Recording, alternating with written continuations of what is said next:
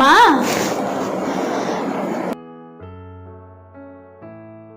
বলছি রুটি আর ভেন্ডি তরকারি করে ফেলেছি, আর কি কিছু করতে হবে? রুটি আর ভেন্ডি করেছো?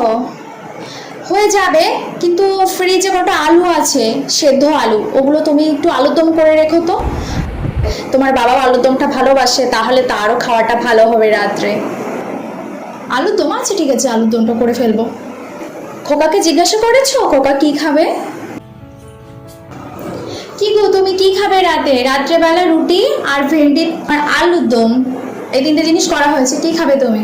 কিন্তু রুটি ভেন্ডি কিন্তু আমি খাবো না, ঠিক আছে? তুমি আমার জন্য একটা কাজ করো, পোলাও করো। আমি অনেকদিন পোলাও খাই না, পোলাও খাবো, ঠিক আছে? ও আর আমি একটু রাজুদের বাড়ি যাচ্ছি এখন, একটু অফিসিয়াল কিছু কাজ আছে, ফিরতে ফিরতে আমার রাত হয়ে যাবে। এসে কিন্তু জমিয়ে পোলাও খাবো। আচ্ছা, পোলাও খাবে তাহলে, ঠিক আছে, সমস্যা নেই। আচ্ছা, আমি আসছি তাহলে, বেরোই এখন। হ্যাঁ, খুব দেরি হয়ে গেছে, আবার বাড়িও তো ফিরতে হবে তাড়াতাড়ি।